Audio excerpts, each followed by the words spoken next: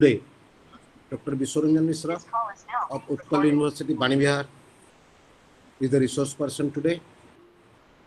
Today's topic is about company, directors, their functions, rights, responsibilities, appointment types, etc.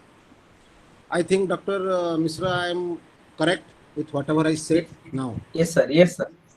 We have already discussed that how a company is created, why a company is called an artificial jurisdictional person or legal person. Being a legal entity, we have also discussed that company is born out of law, survived out of law, as well as died out of law. So, when company is formed as a legal entity or created by incorporation, then at the helms of the affairs of the company, directors are appointed. Those directors are also appointed as per the provisions of Company Act or company law. There are different types of directors again. The first director, additional director, ad hoc director, de facto director, shadow director, omen director, resident director. There are various types of directors. Why so many types of directors are required as per the law? And under what circumstances they are appointed? What are their rights and responsibilities? How they function in a broad legal framework? All these things, friends, we will be discussing today, and we are happy that, as well as grateful to Dr. Biswaranjan Misra for sparing his valuable time and coming to our fold in this forum to discuss about all these things. I also thanks all the learners, those who are online today, and I also thank Nishant and Hirut Maharana, my colleagues, who are supporting us. Okay, once again, let us go ahead with today's class and let us see what Dr. Biswaranjan Misra has to say about all these things. Thank you, sir. I once again thank you, sir. You please Thank you. take over the class. All is yours. And we Okay. Thank you. are patiently watching and hearing to you. Thank you very much, sir. Thank you. Thank you. So, friends, in our last class, we have discussed regarding company. Company is a separate type of business which is owned by shareholders. एक company का मालिक share holders होता है, लेकिन share holders बहुत सारे हो सकते हैं, वो सारे लोग कंपनी को चला नहीं सकते हैं। इसीलिए कंपनी को चलाने के लिए शेयर होल्डर लोग कुछ लोगों को सिलेक्ट करते हैं to manage the company through voting, and those persons which are selected and elected by the shareholders to manage the company or manage the affairs of the company are known as directors. So directors are the person who manage a company. Suppose there are 5 directors who are selected by shareholders to manage a company. Combinedly, they are known as board of directors. So today we will discuss in case what is director, what are their power, duty, responsibility, all these things. So next slide, please. Next slide.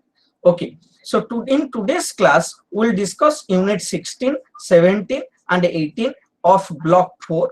And unit 16 deals with director's legal position, 17 director's power and responsibility, and 18 members and their rights. So we'll go one by one. So first, next slide. First, we will discuss what is a director. Who is a director? So we have already discussed directors are the person who are appointed, who are selected and elected by the shareholders to direct or supervise or to manage the affairs of a company. Now please see, combinedly all the directors are known as board of directors. Company Act बोलता है director एक ऐसा आदमी है who occupy the position of a director. Okay, so there are certain directors who are not elected by the shareholders, but those will be deemed to be director, वो director share holder के द्वारा appointed नहीं है, लेकिन उनको हम director मान लेते हैं। क्यों मान लेते हैं? For the purpose of law, because they occupy the position of a director. So company law बोलता है जो आदमी डायरेक्टर का पोजीशन ऑक्यूपाई करता है उसको हम डायरेक्टर्स बोलते हैं, या डीम्ड डायरेक्टर हम देखेंगे जिसमें शैडो डायरेक्टर है, डी फैक्टो डायरेक्टर है, हम उसके बारे में धीरे धीरे बात करेंगे। Combinedly, all the directors are known as board of directors or board. Next slide, please. Next slide. Okay. Next, we will discuss regarding number of directors. एक कंपनी में कितने डायरेक्टर हो सकते हैं?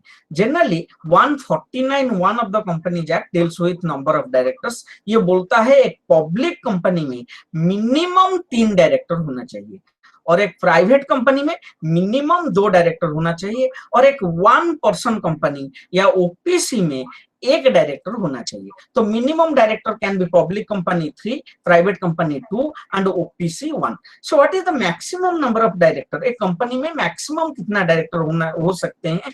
कंपनी एक्ट बोलता है एक कंपनी में मैक्सिमम डायरेक्टर 15 हो सकते हैं, लेकिन अगर कंपनी स्पेशल रिजोल्यूशन अपने शेयर होल्डर्स के मीटिंग में पास कर दे तो 15 से ज्यादा डायरेक्टर भी कंपनी अपॉइंट कर सकता है। तो बिना स्पेशल रिजोल्यूशन पास किए हुए मैक्सिमम नंबर ऑफ डायरेक्टर्स 15 है, लेकिन स्पेशल रिजोल्यूशन पास करके ये जो मैक्सिमम नंबर ऑफ डायरेक्टर्स है इसको ज्यादा किया जा सकता है। और एक चीज है, कंपनी एक्ट बोलता है हमारे कंपनी में जितने डायरेक्टर होंगे उसमें एक डायरेक्टर रेसिडेंट डायरेक्टर होगा। So next question is what is A resident director? Resident director का मतलब एक ऐसा का डायरेक्टर हो जो कि इंडिया में प्रीवियस कैलेंडर ईयर में 182 डेज रहे। 182 डेज रहे मतलब ऐसा डायरेक्टर नहीं हो सकता है कंपनी में सारा का सारा डायरेक्टर्स इंडिया के बाहर में, ऐसा नहीं हो सकता है। कंपनी एक्ट बोलता है मिनिमम एक डायरेक्टर आपका कंपनी का प्रीवियस कैलेंडर ईयर में 182 डेज इंडिया में रहना चाहिए, जिसको बोलते हैं रेसिडेंट डायरेक्टर। इसका मतलब कंपनी लॉ बोलता है आपका जितना डायरेक्टर्स है उसमें एक डायरेक्टर रेसिडेंट होना कंपल्सरी है। Next slide. Next, we will discuss regarding types of directors. There are different types of director. We will discuss fast director, additional director, casual director, ad hoc director, alternate director, executive and non-executive director, rotational director, women director, independent director, shadow director, de facto director. What are these type of directors? We will discuss one by one. So next slide. First will start with fast director. हमको पता है fast director company का पहला director को promoter appoint करता है। Who is a promoter? Promoter is a person who promotes a company. Generally, promoter first director को appoint करता है। कब अपॉइंट करता है? कंपनी इनकॉर्पोरेशन के बाद उसको अपॉइंट किया जाता है।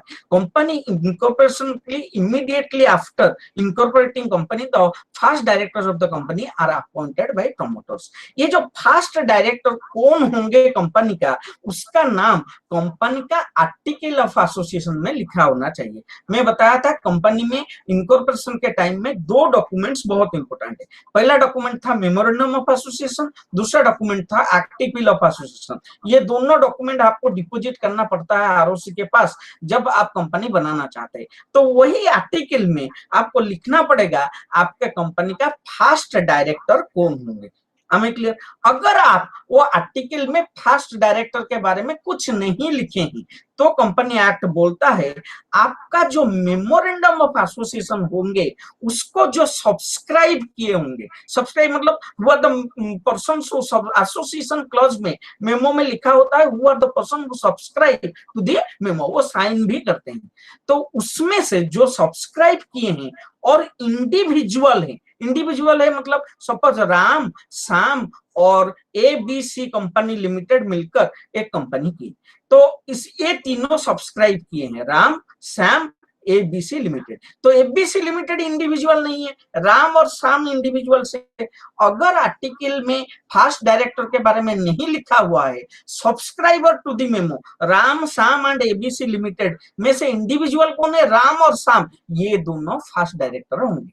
हमें क्लियर। सो फास्ट डायरेक्टर कौन होगा? फास्ट डायरेक्टर ये हो सकता है जो प्रमोटर अपॉइंट करता है, उसका नाम आर्टिकल में लिखा जाता है। अगर आर्टिकल में कुछ नहीं लिखा गया है, the subscriber to the memo who are individuals will be first director. Next slide, next slide is regarding additional directors. So next we will discuss regarding additional director. तो अभी हम बात करेंगे additional director कौन है। Generally the additional directors are appointed by the board of directors from time to time. हमें clear? if it is authorized by article of association, इसका मतलब अगर article of association में लिखा गया है तो ये बोर्ड ऑफ डायरेक्टर्स किसको अपॉइंट कर सकते हैं? एडिशनल डायरेक्टर्स को अपॉइंट कर सकते हैं। लेकिन एडिशनल डायरेक्टर कब तक अपना पोजीशन होल्ड करेगा? नेक्स्ट एजीएम तक। नेक्स्ट एजीएम मतलब next annual general body meeting तक ये जो एडिशनल डायरेक्टर जो बोर्ड ऑफ डायरेक्टर्स के थ्रू अपॉइंटमेंट हुआ है तो वो अपना पोजीशन नेक्स्ट एजीएम तक होल्ड करेगा। एक बार एजीएम हो गया तो उसका क्या होगा? उसका टेन्योर खत्म हो जाएगा। फिर उसको रखना ना रखना वो डिसाइड कौन करेंगे? शेयर होल्डर्स करेंगे। Next slide. Next is casual director और एडहॉक डायरेक्टर। सपोज एक डायरेक्टर को शेयर होल्डर अपॉइंट किए थे लेकिन वो डायरेक्टर का डेथ हो गया, या नहीं तो वो डायरेक्टर रेजिग्नेशन दे दिया, या नहीं तो वो डायरेक्टर इंसॉल्वेंट हो गया, या नहीं तो वो डायरेक्टर डिस्क्वालिफाइड हो गया टू बी ए डायरेक्टर, तो वो डायरेक्टर को पोजीशन में वैकेंसी क्रिएट होगा। तो vacancy in directors position is created due to death, resignation, insolvency और डिस्क्वालिफिकेशन ऑफ ए डायरेक्टर। जब वैकेंसी पोजीशन क्रिएट होता है तब वो वैकेंसी को बोर्ड ऑफ डायरेक्टर क्या कर सकते हैं? अपॉइंट कर सकते हैं एक डायरेक्टर को फिल करने के लिए, जिस डायरेक्टर का नाम होगा कैजुअल डायरेक्टर और एडहॉक डायरेक्टर। ये कैजुअल डायरेक्टर का टर्म कितने तक होगा? ये कैजुअल डायरेक्टर का टर्म उतने तक होगा जिसके बदले में वो आया है। सपोज राम एक डायरेक्टर था, वो डेथ हो गया, तो राम का पोजीशन जितने दिन तक था टर्म, ये जो कैजुअल डायरेक्टर उसके बदले में उसके डेथ के चलते अपॉइंट हुआ, उसका टेन्योर भी उतना ही रहेगा। हमें clear? Next, casual director over. Next slide please. Alternate director. What is alternate? Alternate का मतलब एक के बदले एक। ऑल्टरनेट डायरेक्टर क्या बोलता है? ऑल्टरनेट डायरेक्टर बोलता है, सुनिए, सपोज आपका कंपनी का बोर्ड ऑफ डायरेक्टर्स का मीटिंग हो रहा है। बोर्ड ऑफ डायरेक्टर्स का मीटिंग कहां पर हो रहा है? सपोज भुवनेश्वर में आपका कंपनी है। तो भुवनेश्वर कौन से सिटी में है, कौन से स्टेट में है? उड़ीसा में। तो आपका जनरली कंपनी का बोर्ड ऑफ डायरेक्टर्स का मीटिंग भुवनेश्वर में उड़ीसा स्टेट के अंदर में हो रहा है। आपके कंपनी में 5 डायरेक्टर हैं। ये 5 डायरेक्टर्स में एक डायरेक्टर का तबीयत खराब हो गया, और तबीयत खराब हो गया, वो बैंगलोर गया ट्रीटमेंट के लिए। और बैंगलोर में ट्रीटमेंट कितना दिन तक करेगा? उसका लगेगा 3-4 महीना लगेगा, 4 महीना लगेगा। तो उस टाइम में कंपनी ऑल्टरनेट डायरेक्टर अपॉइंट कर सकता है। तो ऑल्टरनेट डायरेक्टर कब अपॉइंट होगा? अगर एक डायरेक्टर जिस स्टेट में बोर्ड का मीटिंग होता है उस स्टेट से टेम्पोररीली एब्सेंट रहता है for a period of more than 3 month, 3 महीने के लिए या उससे ज्यादा के लिए एब्सेंट रहता है, तो उस टाइम में कौन सा द बोर्ड ऑफ डायरेक्टर्स एक ऑल्टरनेट डायरेक्टर अपॉइंट कर सकते हैं। लेकिन ये ऑल्टरनेट डायरेक्टर अपॉइंट करने का राइट उनको आर्टिकल ऑफ एसोसिएशन में दिया होना चाहिए। हमें क्लियर? लेकिन अगर एक alternate director board of director appoint किए थे लेकिन वो जो ट्रीटमेंट करने गया था वो वापस उड़ीसा चला आया, जिस दिन वो वापस उड़ीसा चला आएगा, उड़ीसा के माटी में जिस दिन वो पैर रख देगा उसी दिन से ये ऑल्टरनेट डायरेक्टर का टर्म खत्म हो जाएगा। एक्ट बोलता है alternate directors term automatically expires when the original person returns to the state. Am I clear? So this is regarding alternate director. Next, executive and non-executive directors. तो अभी हम बात करेंगे who is a executive directors and who is a non-executive directors. बेटा executive कौन है? Executive कौन है? एग्जीक्यूटिव जो दिल्ली सूट बूट पहनकर टाई लगाकर ऑफिस में जाता है। हमें क्लियर? He is executive. 10 बजे जाता है, 6 बजे आता है, समझ में आ रहा है, उसको हम बोलते हैं एग्जीक्यूटिव। इसका मतलब एग्जीक्यूटिव डायरेक्टर एक ऐसा डायरेक्टर हुई, वो दिल्ली ऑफिस जाता है और दिल्ली ऑफिस जाकर एक्ट बोलता है, इन्वॉल्व होता है day to day management of the company. उसका दूसरा नाम है एग्जीक्यूटिव डायरेक्टर्स का होल टाइम डायरेक्टर्स। हमें क्लियर? तो एग्जीक्यूटिव डायरेक्टर्स को बोला जाता है होल टाइम डायरेक्टर। इसका मतलब वो अपना पूरा का पूरा समय कंपनी को देते हैं, सुबह आते हैं शाम को जाते हैं। Example, director finance, director marketing, etcetera etcetera. In real term they are not directors, हमें they are directors, but actually जो डायरेक्टर्स होते हैं वो होते हैं non executive directors. Non executive directors, non executive directors वो है जो कंपनी का स्ट्रैटेजिक डिसीजंस लेता है। ऑपरेशनल डिसीजंस में generally non executive directors involve नहीं होते हैं। ऑपरेशनल डायरेक्टर्स डिसीजंस लेने के लिए एग्जीक्यूटिव डायरेक्टर्स होते हैं, स्ट्रैटेजिक डिसीजंस लेने के लिए नॉन एग्जीक्यूटिव डायरेक्टर्स रहते हैं। वो कंपनी में कोई एग्जीक्यूटिव पोस्ट होल्ड नहीं करते हैं non executive directors. They bring an independent voice to the board. हमें क्लियर? Next slide please. तो हम बात करेंगे कंपनी में दो तरह का डायरेक्टर रहते हैं, executive directors and non executive directors. Non executive directors are brings independence to the directors. तो नेक्स्ट डायरेक्टर हम बात करेंगे रोटेशनल डायरेक्टर। बेटा what is a rotational director? ये बहुत इंपॉर्टेंट है, इसको सुनिए। रोटेशनल डायरेक्टर्स क्या है? ये रोटेशनल डायरेक्टर क्या है? कंपनी एक्ट बोलता है सेक्शन 152, आपके कंपनी में जितने डायरेक्टर्स हैं उस डायरेक्टर से 2/3 of the directors of a public company will be rotational directors. 2/3 आपके कंपनी में सपोज 18 डायरेक्टर है, तुम बोले, आप बोलेंगे सर 15 तो हो सकते हैं, 15 से ज्यादा हो सकते हैं, आर्टिकल अगर आप स्पेशल रिजोल्यूशन पास कर सकते हैं तो 15 से 18 भी हो सकते हैं। तो आपके कंपनी में सपोज 18 डायरेक्टर हैं, तो 18 डायरेक्टर में से 2/3 ऑफ द डायरेक्टर्स, तो 18 इंटू 2/3, 18 इंटू 2/3 कितना होगा रे? 18 इंटू 2/3 हो जाएगा 3, 18 6 इंटू 2 12।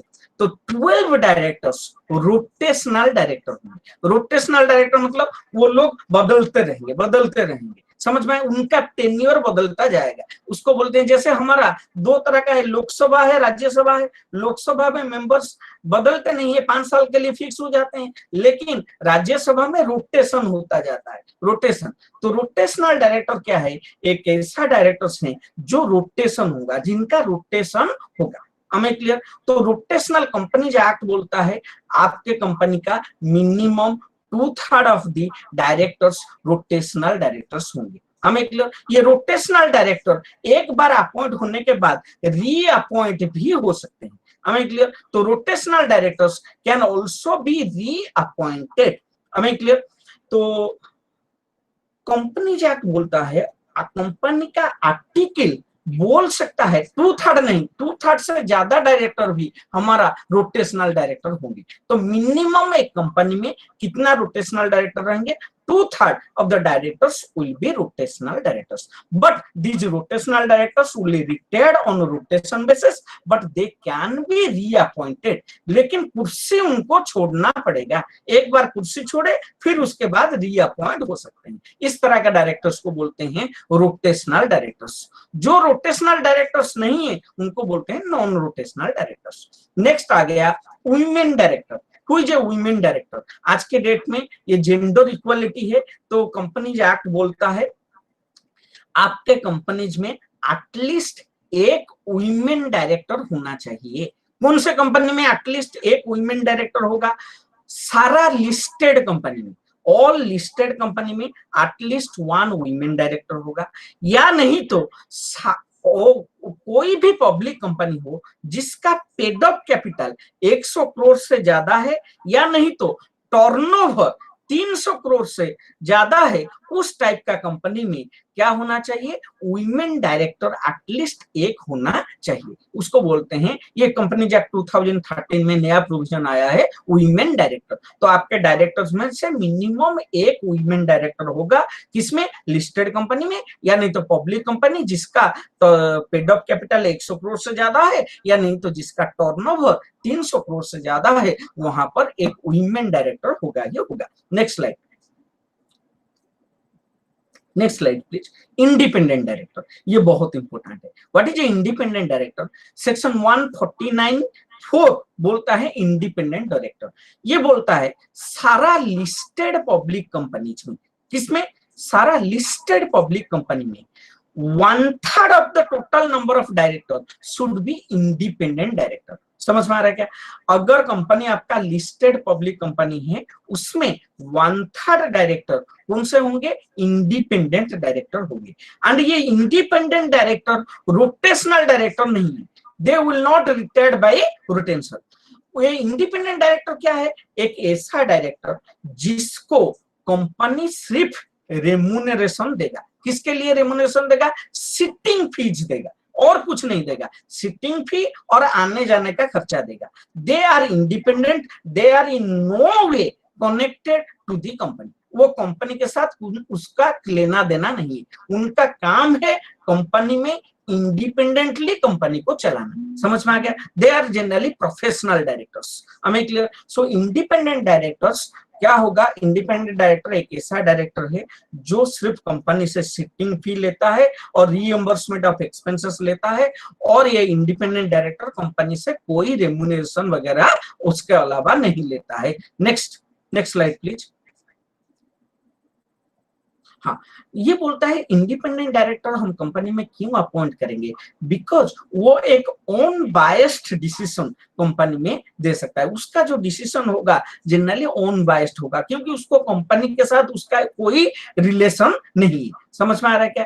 तो ये independent director appointment is compulsory for the purpose of good corporate governance in listed company में अच्छा कॉर्पोरेट गवर्नेंस लाने के लिए इंडिपेंडेंट डायरेक्टर का प्रोविजन आ गया है कंपनीज एक्ट 2013।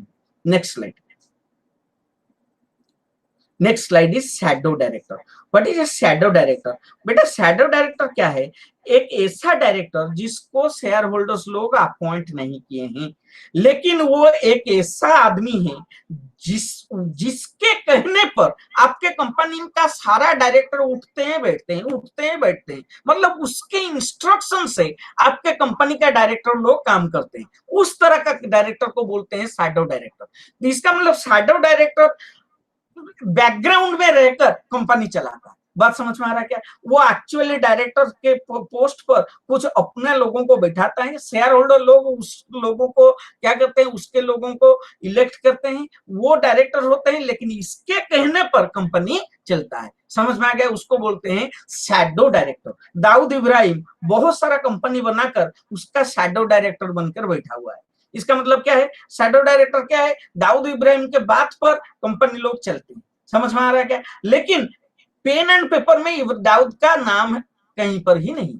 बात समझ में आ रहा है क्या? उस तरह का है केस को बोलते हैं शैडो डायरेक्टर्स। बहुत सारा फर्स्ट कंपनी इंडिया में जब ये हुआ तो पता चला उसका लिंक दाऊद के साथ में, तो शैडो डायरेक्टर समझ में आ रहा है क्या? शैडो डायरेक्टर एक ऐसा आदमी है जो डायरेक्टर नहीं है, लेकिन जिसके कहने पर डायरेक्टर लोग कंपनी को उसी के हिसाब से चलाते हैं, उसको बोलते हैं शैडो डायरेक्टर। जब कॉर्पोरेट भेल उठेगा, लिफ्टिंग द कॉर्पोरेट भेल, हम कंपनी को उठा देंगे, कंपनी के पीछे कौन लोग हैं देखेंगे, तब ये शैडो डायरेक्टर निकलेगा और इसका लायबिलिटी फिक्स होगा कंपनी एक्ट में। नेक्स्ट देखेंगे डी फैक्टो डायरेक्टर। बेटा what is A de facto director? De facto director एक ऐसा डायरेक्टर है, it is not appointed shadow director over. Next is de facto director, एक ऐसा डायरेक्टर है जो जिसको शेयर होल्डर लोग अपॉइंट नहीं किए हैं, लेकिन उसके पास प्रॉपर क्वालिफिकेशन नहीं है to be appointed as a director. He is disqualified to be appointed as a director but discharge the function of a director. इसका मतलब उसका डायरेक्टर उसको कंपनी का शेयर होल्डर अपॉइंट नहीं किए हैं, वो अपॉइंट हो नहीं सकता है because he has certain disqualification with regards to appointment of a director, but still that he discharges the function of a director। उस तरह का डायरेक्टर्स को हम बोलते हैं डी फैक्टो डायरेक्टर्स, उसको बोलते हैं de facto directors. Next slide.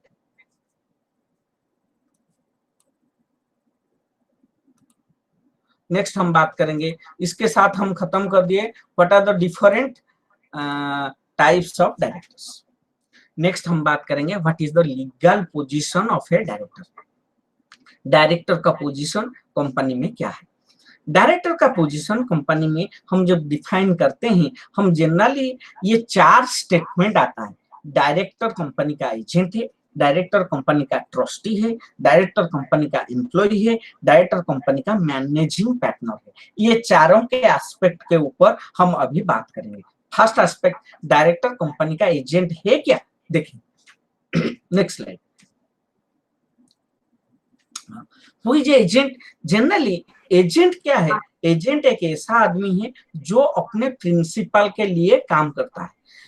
In legal sense, directors are not the agents of the company, but they act as agent of the company. They act on behalf of the company. तो director company के लिए जो काम करते हैं उसके लिए directors लोग पर्सनली रिस्पॉन्सिबल नहीं होंगे, because they are the agents, they act just like agents of the company, so they are not personally liable for the acts done by them for the company in good sense or in true sense. So as a agent, directors को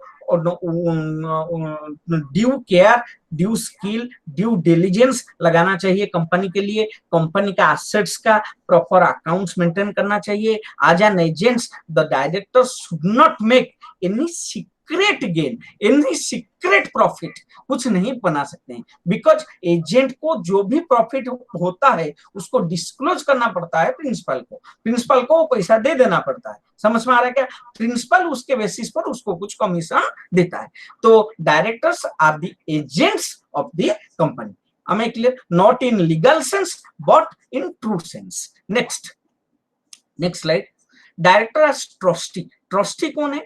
trustee एक आदमी जिसके, जैसे मंदिर वगैरह में trustee बनते हैं, इसका मतलब क्या है? मंदिर का सारा संपत्ति ट्रस्टी के हाथ में रहता है। ट्रस्टी का वो अपना प्रॉपर्टी नहीं है, लेकिन मंदिर का प्रॉपर्टी ट्रस्टी मैनेज करता है। उसी तरह से डायरेक्टर्स का कंपनी अपना प्रॉपर्टी नहीं है, लेकिन डायरेक्टर्स कंपनी का प्रॉपर्टी को मैनेज करता है। डायरेक्टर और कंपनी के बीच में एक पर्टिकुलर टाइप का रिलेशन है जिसको बोलते हैं लीगल टर्म में फिड्यूशियरी रिलेशन। फिड्यूशियरी मतलब एक ऐसा relation which is based upon trust and confidence, mutual trust and confidence के हिसाब से। सो लीगल सेंस में डायरेक्टर ट्रस्टी नहीं है, लेकिन ट्रस्टी की तरह काम करते हैं। हमें क्लियर? सो डायरेक्टर को क्या करना चाहिए? एज ए ट्रस्टी कंपनी का सारा पैसे का हिसाब रखना चाहिए। एज ए ट्रस्टी वो अपना पावर को honestly best interest of the company में लगाना चाहिए। जो डिसीजन लेंगे पर्सनल इंटरेस्ट को छोड़कर कंपनी को इंटरेस्ट को फर्स्ट प्रायोरिटी देना चाहिए। Next slide. Director as an employee. हमने बताया था क्या डायरेक्टर कंपनी का एम्प्लॉय है क्या? नहीं, सारा डायरेक्टर कंपनी का एम्प्लॉय नहीं है। जो डायरेक्टर सूट बूट पहनकर 10 बजे आते हैं, 5 बजे जाते हैं, मैं बताया था उस डायरेक्टर का नाम क्या है? एग्जीक्यूटिव डायरेक्टर, या उनको बोलते हैं मैंने whole time directors. Whole time directors या मैनेजिंग डायरेक्टर जो हैं वो कंपनी का फुल टाइम एम्प्लॉयमेंट में रहते हैं, so they can be called as an employ of the company. All other directors are not the employee. Only executive directors are the employees of the company, or whole-time directors are the employees of the company. Next slide. Directors are the managing partner. Yes, directors are the managing partners. Company 2 party के partnership में चलता है। पहला party है share holders और एक party है managers और डायरेक्टर्स। शेयर होल्डर्स और डायरेक्टर के बीच में मैनेज एक मतलब पार्टनरशिप जैसा चलता है। समझ में आ गया? शेयर होल्डर का पैसा है, they are the legal owners of the company, but directors manage the company. हमें clear? So we can call directors as paid managers of the company. Am I clear? So directors are the active partners of a company, whereas shareholders are the sleeping partners of the company. Active partner, sleeping partner आप partnership में पढ़े होंगे। Directors plays an active role in management of the company, but shareholders plays passive role in management of the company. But in true sense, we can, in a legal sense, we cannot tell directors are the partners of the company. So इसका मतलब directors company का agent legal term में नहीं है लेकिन agent की तरह काम करते हैं। डायरेक्टर्स पार्टनर्स नहीं है, पार्टनर की तरह काम करते हैं। डायरेक्टर्स ट्रस्टी नहीं है, ट्रस्टी की तरह काम करते हैं। समझ में आ गया? तो नेक्स्ट स्लाइड में हम बताएंगे what is the true role of a director. Next slide. So इसी में नहीं, what is the position of a director. ठीक, तो in real sense the directors are neither the agents nor completely trustee nor employee nor managing partners, but their position of directors combines all the four. इसका मतलब वो चारों हैं, चारों नहीं भी है। Directors are paid agents or officers of the company, we have discussed, and director conduct business for the company without being the legal owners. Legal owner company का होते हैं कौन? The shareholders. लेकिन directors पार्टनर्स की तरह उनको चलाने में हेल्प करते हैं। हमें क्लियर? Next slide. अभी हम बात करेंगे एक इंपोर्टेंट क्वेश्चन जो जनरली एग्जाम में आता है। What are the disqualification of director. Companies act में डायरेक्टर का क्वालिफिकेशन कहीं पर नहीं लिखा गया है। इसका मतलब कोई भी आदमी डायरेक्टर बन सकता है अगर उसके पास ये सब डिसक्वालिफिकेशन नहीं है। अगर इसमें से कोई भी एक डिसक्वालिफिकेशन है, वो आदमी कंपनी का डायरेक्टर नहीं बन सकता है। समझ में आ गया? So these are disqualification of the directors and this disqualification are mentioned in section 164 of the companies act. क्या क्या डिसक्वालिफिकेशन है? पहला, उसका ओन साउंड माइंड नहीं होना चाहिए, पागल नहीं होना चाहिए। ओन डिस्चार्ज इंसॉल्वेंट नहीं होना चाहिए, वो इंसॉल्वेंट नहीं होना चाहिए।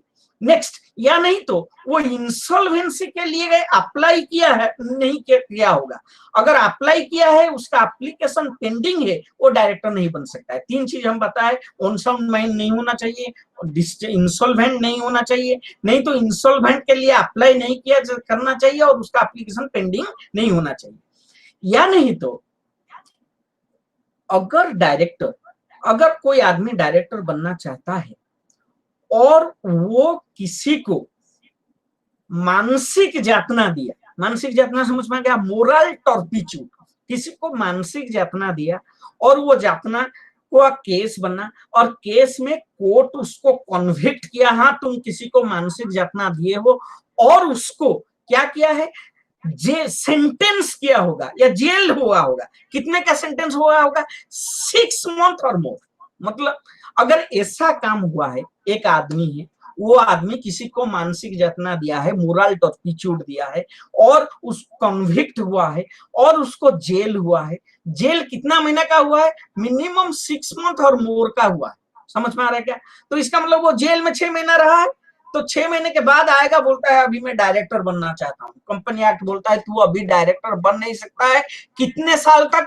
5 साल तक डायरेक्टर नहीं बन सकता है। मतलब जेल के आने के बाद 5 साल तक वो किसी भी कंपनी में डायरेक्टर नहीं बन सकता है। एक बार 5 साल खत्म हो गया, फिर वो जाकर डायरेक्टर बनेगा। बात समझ में आ रहा है क्या? तो 4 कंडीशन से क्या क्या? मोरल टॉर्पिट्यूड दिया होगा, केस होगा मोरल टॉर्पिट्यूड का, कन्विक्ट हुआ होगा, जेल हुआ होगा 6 महीने का, और 6 महीने का जेल कवर करके आने के बाद कितने साल तक वो डायरेक्टर नहीं बन सकता है? 5 साल तक वो डायरेक्टर नहीं बन सकता है। नेक्स्ट पॉइंट बोलता है, next point, previous slide please. हाँ, नेक्स्ट पॉइंट बोलता है आपको कोई भी केस में अगर जेल हुआ है, कितने महीने का, कितने साल का जेल? 7 साल का जेल हुआ है। समझ में आ रहा है? तुम अगर पढ़ोगे 7 साल से ज्यादा जेल जनरली क्रिमिनल एक्टिविटीज में होता है। आपको किसी भी जगह पर किसी भी केस आपके अगेंस्ट में हुआ है, आप कन्विक्ट हुए हो और कन्विक्ट होकर आपको सेंटेंस हुआ है, जेल हुआ है, कितने का? 7 साल या उसके ज्यादा, तो आप किसी भी कंपनी का क्या नहीं बन सकते हैं? डायरेक्टर कभी भी नहीं बन सकते। तो आप अगर कहीं पर क्रिमिनल एक्टिविटी में इन्वॉल्व है, 7 साल से ज्यादा का सजा हुआ है, आप कभी भी कोई भी कंपनी में डायरेक्टर नहीं बन सकते। सीधा एक्ट बोलता है। नेक्स्ट बोलता है उसी में, नेक्स्ट पॉइंट, प्रीवियस स्लाइड, और एक स्लाइड है, प्रीवियस स्लाइड। हाँ, अगर आपको कोई कोर्ट या ट्रिब्यूनल जैसे एनसीएलटी आपको बोलेगा कोई केस में आप किसी भी कंपनी का डायरेक्टर नहीं बन सकते हैं। अगर NCLT give disqualification for you in any case to be the director of any company in India, you can not be the director. बात समझ में आ रहा है क्या? तो next slide please, next slide. हाँ, नेक्स्ट वन इज, आप एक कंपनी का शेयर होल्डर है, समझ में आ गया? तो शेयर होल्डर का पैसा, शेयर होल्डर जो पैसा देता है इंस्टॉलमेंट में देता है, उसको बोलते हैं कॉल मनी। तो आप एक कंपनी का शेयर होल्डर है और कॉल मनी कंपनी मांगा है और आप कॉल मनी नहीं दिए, आप डिफॉल्ट हुए हैं कॉल मनी देने में। अच्छा, कितने महीने का डिफॉल्ट हुए हैं? आपका डिफॉल्ट होते होते 6 महीना गुजर गया है, तो आप उस कंपनी का डायरेक्टर नहीं बन सकते। तो क्या है, आप एक कंपनी का शेयर होल्डर है और कॉल मनी डिफॉल्ट हुआ है और कॉल मनी डिफॉल्ट होने का लास्ट डेट का 6 महीना गुजर गया है, मतलब आप डिफॉल्ट होकर 6 महीने तक डिफॉल्ट है, अभी तक पैसा नहीं दिए, तो आप उस कंपनी का डायरेक्टर नहीं बन सकते हैं। नेक्स्ट, उसी में नेक्स्ट पॉइंट इज, अगर आप कोई रिलेटेड पार्टी ट्रांजैक्शंस में आपको जेल हुआ, आपको कन्विक्ट हुए हैं, तो जाकर आप किसी कंपनी का डायरेक्टर नहीं बन सकते। नेक्स्ट, आपको पता है जैसे इनकम टैक्स देने के लिए एक नंबर होता है, उसको बोलते हैं पैन नंबर। आपके पास पैन होगा तो आप क्या कर सकते हैं, इनकम टैक्स पेमेंट कर सकते हैं। उसी तरह से एक नया कॉन्सेप्ट 2013 में आया, किसी भी कंपनी का डायरेक्टर बनने के लिए आपके पास एक नंबर होना चाहिए, आपके पास एक कार्ड आएगा, उसका नाम है डीन, डायरेक्टर आइडेंटिफिकेशन नंबर। समझ में आ रहा है क्या? तो डीन आपके पास अगर नहीं है तो आप किसी कंपनी का डायरेक्टर नहीं बन सकते।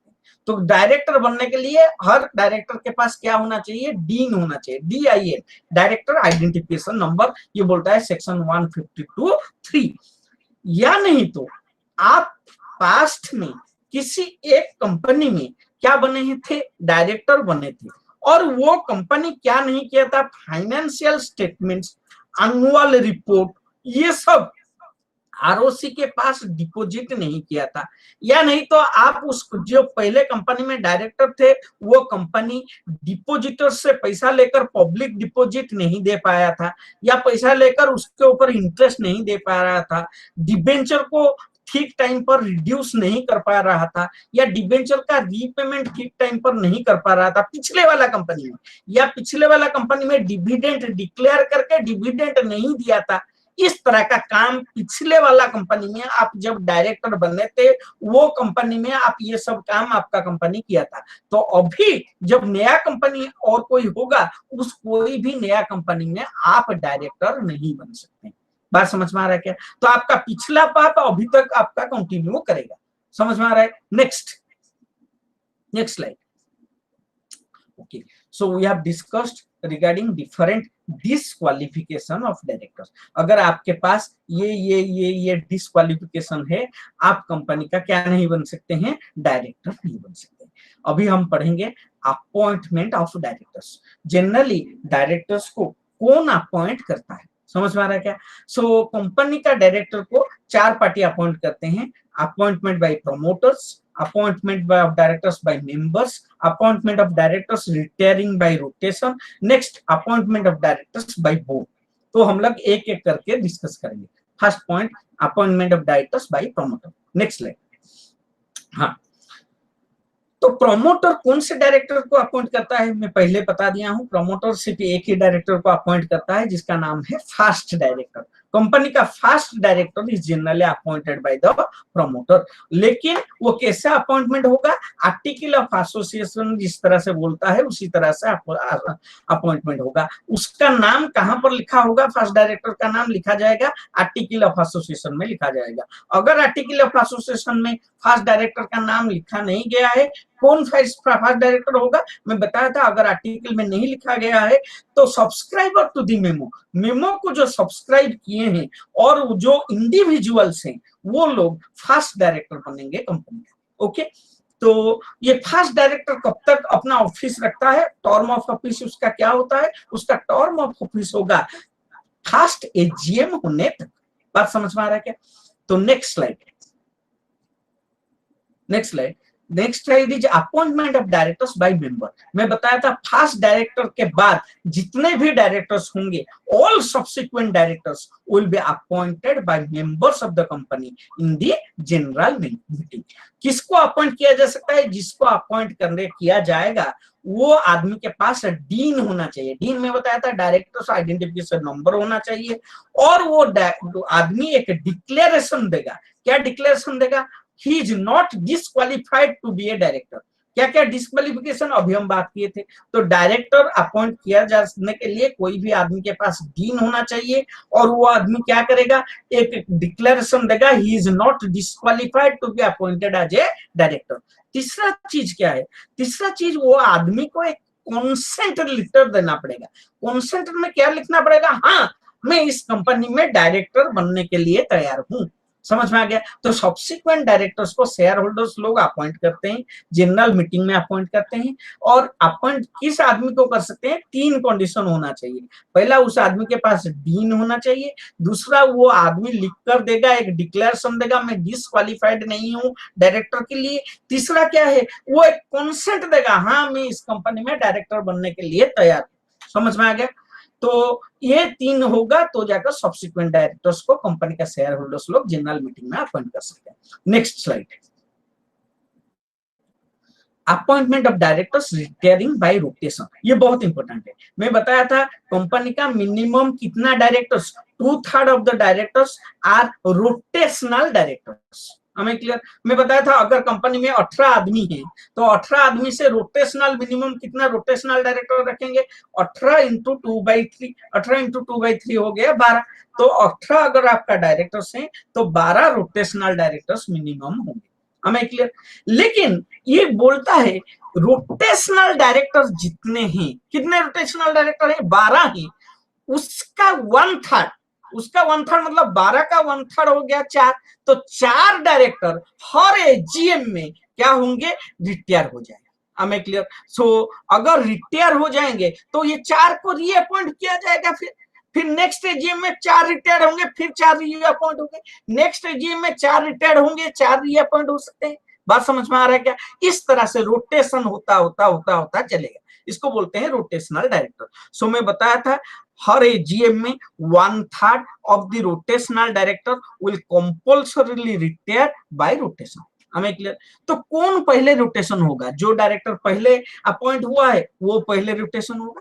तो डेट वाइज रोटेशनल चलेगा। पहला कौन जाएगा? पहला जो पहले आया है वो पहले जाएगा। अच्छा, एक दिन में अगर 2 डायरेक्टर आ गए तो कौन जाएंगे रोटेशनल डायरेक्टर में रिटायर होंगे? तो लॉटरी बन जाएगा। लॉटरी में जो उसका नाम आएगा वो रोटेशन हो जाएगा।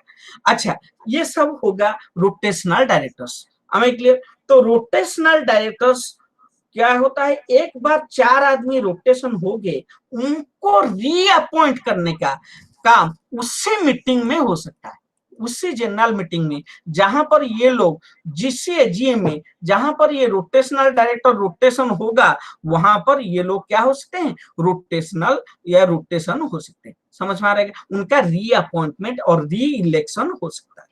नेक्स्ट, कौन री इलेक्शन करेगा? Share holders. Next, appointment of directors by board of directors. कुछ डायरेक्टर ऐसे होते हैं, मैं बताया था कंपनी का director generally share holder appoint करते हैं, लेकिन कुछ ऐसे डायरेक्टर्स हैं जिनको टेम्पोररी पर्पज के लिए बोर्ड ऑफ डायरेक्टर्स अपॉइंट किए हैं। वो 3 डायरेक्टर है, मैं उनके बारे में पहले बता दिया हूँ। कौन सा? एडिशनल डायरेक्टर, कैजुअल डायरेक्टर, या एडहॉक डायरेक्टर, या अल्टरनेट डायरेक्टर। ये 3 डायरेक्टर्स को बोर्ड ऑफ डायरेक्टर्स अपॉइंट करता है फॉर ए टेम्पोररी पीरियड। कौन सा पीरियड हम लोग पहले बात कर चुके हैं। Next slide. नेक्स्ट हम बात करेंगे रिमूवल ऑफ डायरेक्टर्स। तो अभी तक हम पढ़ चुके हैं डायरेक्टर कौन है, फिर हम पढ़ चुके हैं डायरेक्टर्स को कितने तरह का डायरेक्टर्स हैं, और फिर हम पढ़ चुके हैं डायरेक्टर्स का क्या क्या क्वालिफिकेशन है, फिर हम पढ़ चुके हैं डायरेक्टर्स को कौन अपॉइंट किया है। अभी हम पढ़ेंगे डायरेक्टर्स को कौन रिमूव कर सकता है। रिमूव मतलब उनको, उनका टर्म पूरा होने से पहले निकाल बाहर फेंकना, इसको बोलते हैं कौन? Removal of directors. बेटा, किसी को कौन रिमूव कर सकता है? जो अपॉइंट किया है वो तो रिमूव करेगा ना। समझ में आ रहा है क्या? तो directors can be removed by 2 persons. First one is share holders, generally directors को अपॉइंट करते हैं, तो वो they can remove the directors, या नहीं तो कोर्ट। कोर्ट मतलब हमारे यहाँ पर कोर्ट कौन है, एनसीएलटी, समझ में आ गया, या ट्रिब्यूनल, ट्रिब्यूनल में remove the directors. So shareholders का removal of directors is in section 169 and tribunal's removal, NCLT removal of the director is in 242। तो अभी हम एक एक करके पढ़ें। फर्स्ट हम बात करेंगे removal of directors bye shareholders. Section 169 बोलता है एक ऑर्डिनरी रिजोल्यूशन पास करके हम किसी भी डायरेक्टर को उससे उसका टेन्योर से पहले शेयर होल्डर चाहे तो रिमूव कर सकते हैं। समझ में आ गया। तो शेयर होल्डर अपना एक मीटिंग में ऑर्डिनरी रिजोल्यूशन पास करके किसी भी डायरेक्टर्स को क्या कर सकते हैं, उसके ऑफिस टेन्योर से पहले रिमूव कर सकते हैं। लेकिन वो जो मीटिंग में रिमूव करेंगे, वो मीटिंग का जब नोटिस दिया जाएगा, एक स्पेशल नोटिस उसमें लगेगा, हम इस मीटिंग में डिसाइड करेंगे ये डायरेक्टर को हम रिमूव करना चाहते हैं, और ये जो नोटिस का एक कॉपी उसी डायरेक्टर जिसको हम रिमूव करना चाहते हैं उसको भी ये नोटिस का एक कॉपी दिया जाएगा, और वो जिस डायरेक्टर को हम रिमूव करेंगे उसको हम अपॉर्चुनिटी देंगे टू बी हार्ड। हम उसको रिमूव करेंगे तो बोलेंगे तुम ये गलत काम किए हो, वो डिफेंड में कुछ बोलेगा, नहीं मैं नहीं ये गलत काम नहीं किया हूं, इसीलिए उसको एक अपॉर्चुनिटी टू बी हार्ड दिया जाएगा, उसको सुनने का मौका दिया जाएगा उस मीटिंग में। पहले उसको सुनेंगे, फिर उसके ऊपर वोटिंग होगा, फिर ऑर्डिनरी रिजोल्यूशन पास करके हम क्या कर सकते हैं, उसको निकाल सकते हैं। समझ में आया। Next slide, next slide. अच्छा, अगर उसको अच्छा नहीं लगा उस मीटिंग में आने के लिए, तो वो क्या कर सकता है, अपना रिटन रिप्रेजेंटेशन दे सकता है। वो बोल सकता है मेरे को तुम हटाने का ये नोटिस दे रहे हो, मेरा ये चीज कहना है। समझ में आ गया। ये रिटन रिप्रेजेंटेशन को तुम ये सारे मेंबर्स में सर्कुलेट कराओ। समझ में आ गया। अगर टाइम नहीं होगा वो रिटन रिप्रेजेंटेशन को सर्कुलेट करने का, कंपनी लॉ बोलता है वो जो मीटिंग है पहले उस मीटिंग में वो रिटन रिप्रेजेंटेशन पढ़ा जाएगा।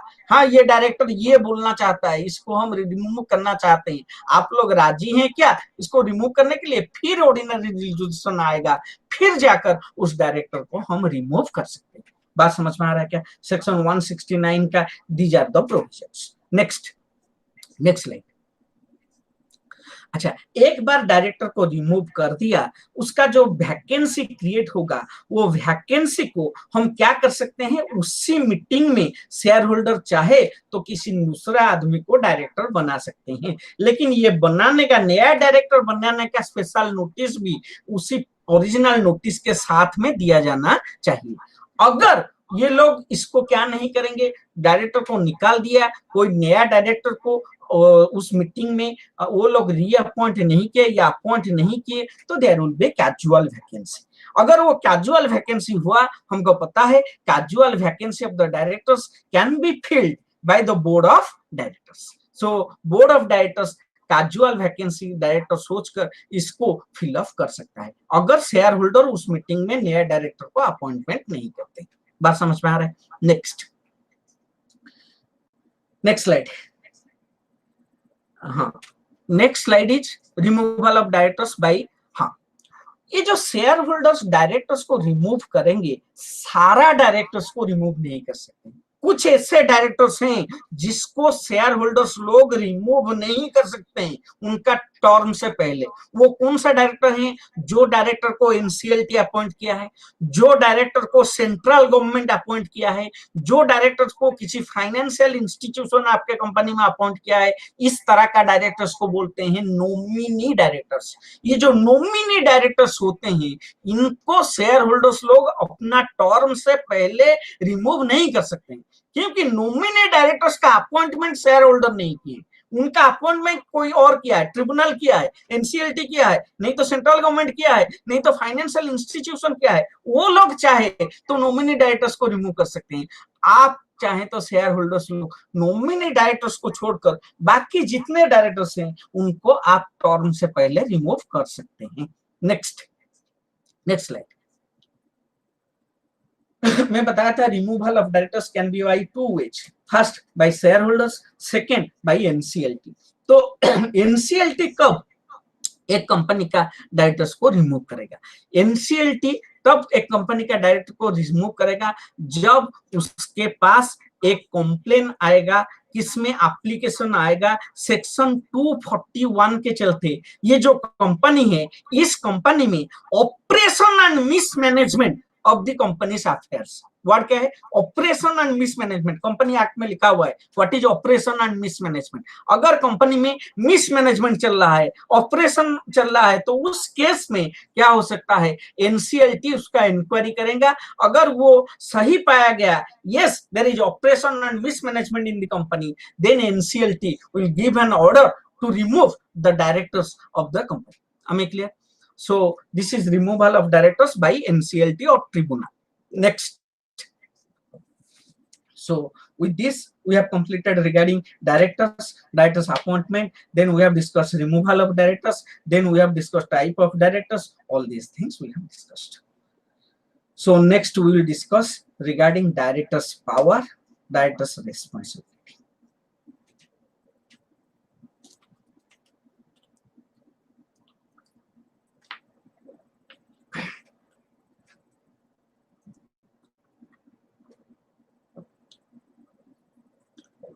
Previous slide. Yes. Directors power and responsibility. So हम लोग बात कर रहे थे directors powers and responsibility. Generally director का जो पावर और रिस्पॉन्सिबिलिटी है वो लिखा गया है section 179, section 180 and section 181। Section 179 में दो तरह का पावर्स है, एक है स्टैट्यूटरी पावर्स, एक है अदर पावर्स। सिमिलरली सेक्शन 181 और 181 दो है, 180 में 181 में पावर्स है। तो पावर्स के लिए तीन सेक्शन है, 79, 80, 81। 79 में दो है, एक है स्टैट्यूटरी पावर, एक है अदर पावर्स। 80 सबसेक्शन 1 है और एक है 81 है। ये चारों सेक्शन में क्या क्या पावर दिया गया है वो सब डायरेक्टर्स पावर में हम डिस्कस करेंगे। एक बार पावर हो गया फिर हम डिस्कस करेंगे व्हाट आर द रिस्पॉन्सिबिलिटीज और duties of a director. So first शुरू करेंगे power of a director under section 179(3). 179(3) में डायरेक्टर को जो पावर दिया गया है वो सब पावर्स को बोलते हैं statutory powers. These are known as statutory powers. ये सब power share board of directors एक रिजोल्यूशन मीटिंग में, बोर्ड मीटिंग में पास करके ये सब काम कर सकते हैं। पहला काम क्या है? Directors can make call on shares. Share के ऊपर जो पैसा बाकी है उसको मांग सकते हैं। नेक्स्ट सेकेंड काम कर सकते हैं बाईबैक ऑफ शेयर्स। बाईबैक मतलब कंपनी अपना शेयर को खुद खरीद लेगा, उसको बोलते हैं buyback of shares. Next company can issue, directors can issue securities, debentures outside India. Company directors can borrow money, पैसा उधार ला सकते हैं। Invest fund of the company, company का पैसा इन्वेस्ट कर सकते हैं। नेक्स्ट स्लाइड, क्या क्या और पावर है statutory powers? Next, invest fund of the company. Next one is they can grant loans. Okay, they can grant loans or give guarantee of the company. Loan दे सकते हैं या नहीं तो गारंटी दे सकते हैं। Next, they can approve financial statements of the company. Company का फाइनेंशियल स्टेटमेंट्स को वो क्या कर सकते हैं? अप्रूव कर सकते हैं। Next, they can diversify the business of the company. Diversify the business of the company मतलब अपना बिजनेस को वो लोग डाइवर्सिफाई कर सकते हैं, किसी और जगह पर इन्वेस्ट कर सकते हैं। They can approve amalgamation, merger, reconstruction of the company. Amalgamation, merger, reconstruction को अप्रूव कर सकते हैं। Next, they can take over the company और acquire controlling stake of another company.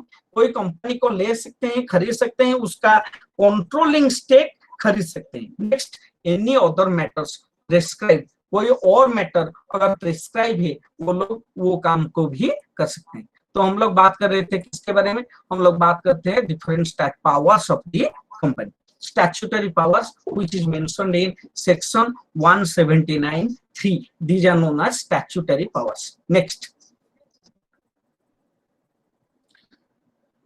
there are certain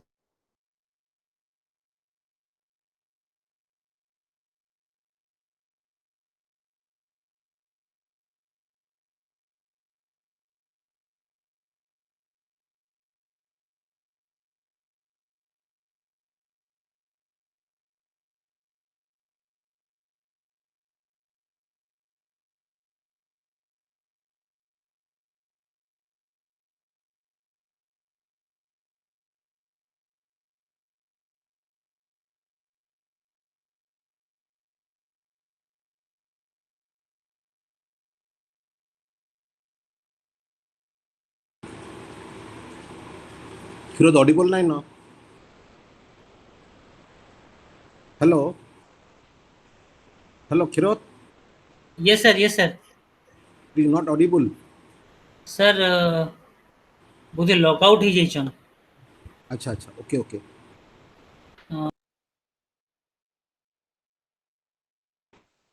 Sir, se left ହେଇଯାଇଛନ୍ତି.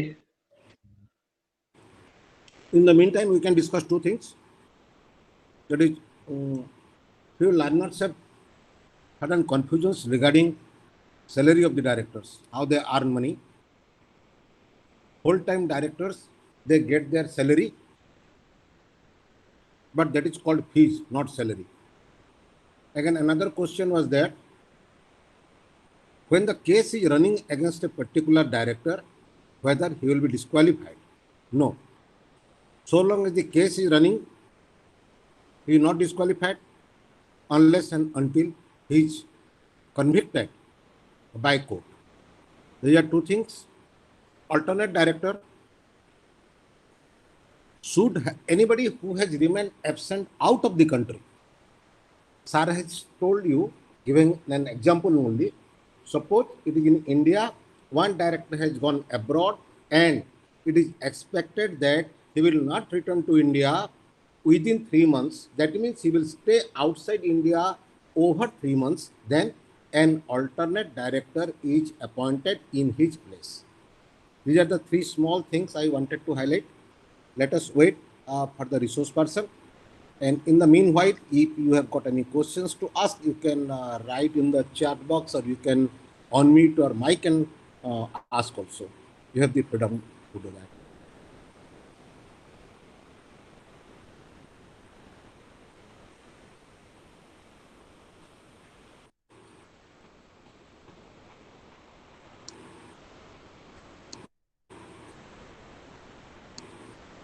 Yes, the directors have to report. Board is the supreme authority. Director has to report to the board. Okay. Board is the combination of directors. Board has its own power. Board is a body. Okay. All the directors are working under that body, and it is headed by one chairman or CMD. Directors have to report to him. Is there any guidelines for payment? Yes, yes. Guidelines are very much there. What is the quantum of fees to be paid to the director? Okay. It is clearly spelled out, and the maximum is probably the old act. I know it should not exceed 2% of the net profit. That is the maximum quantum of money that can be paid as fees. But I need to clarify it from Dr. Mishra also. There is a limit fixed. You cannot pay any amount you like.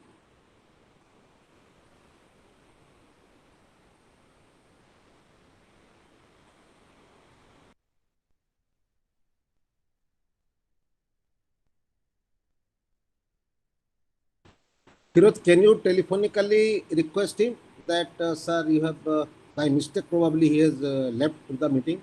He can rejoin.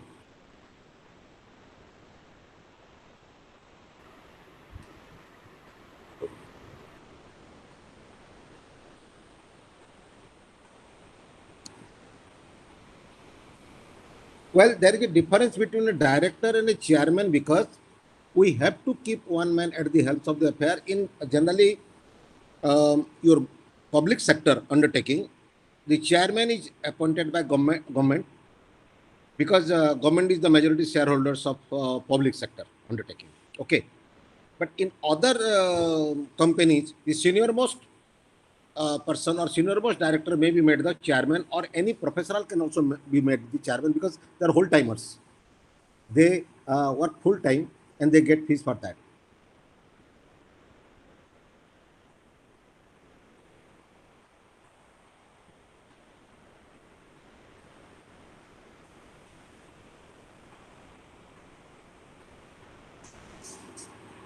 First of all, you have to understand what is MOA.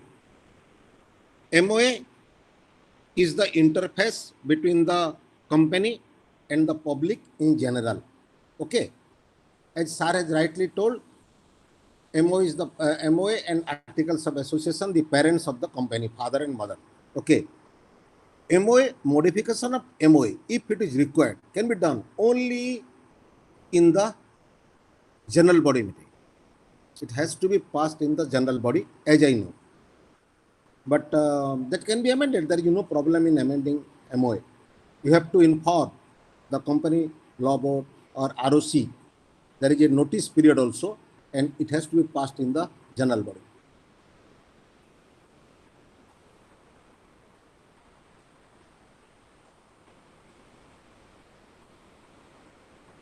Did you talk to him?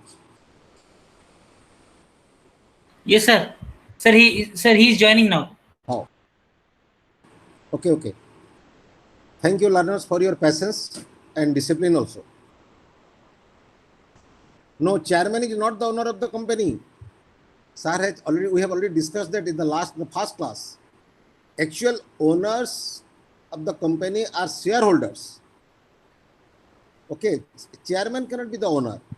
The owner is, because it is a common stock, you know, all these shareholders are owners of the company.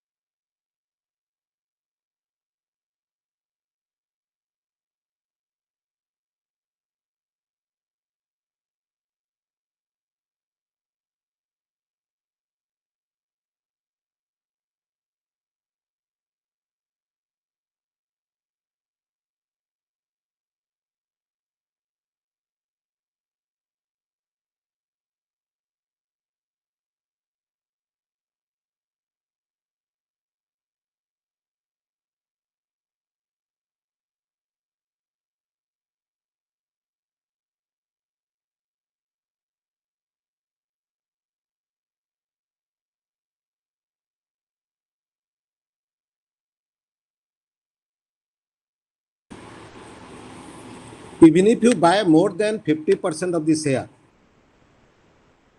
you are also a owner. These shares, 49% shares. Others are having 49% of the shares. Total, all are owners. The person who is having 90% of the total holding is also owner. The person who is having 1% is also owner, and the person is having a single share of 100 rupees is also owner.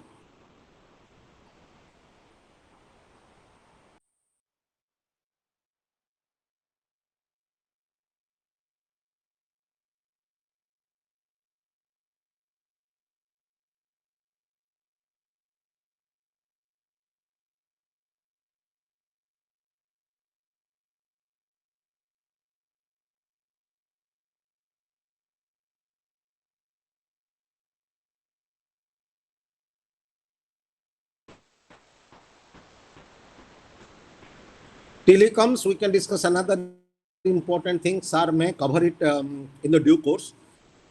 That you have been told that directors, sir has already come. Let him continue. Welcome back, sir. Please continue, sir.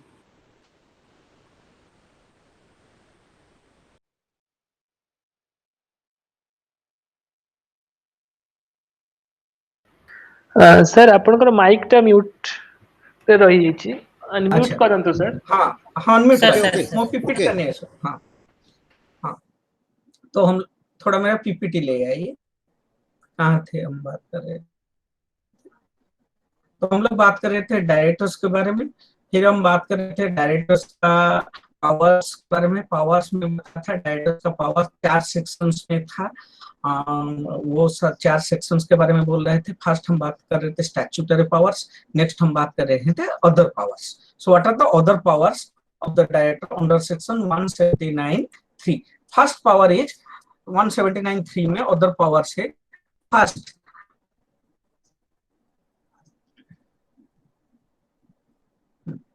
हम directors का other powers के बारे में 79(3) में, directors की जो other powers है, first, yes, director has a power to make political contributions. Directors can make political contributions with the help of a resolution passed in the board meeting. Political parties को contribution दे सकते हैं। Director has a power to appoint or remove KMP. What is KMP? KMP का मतलब क्या है? की managerial personal.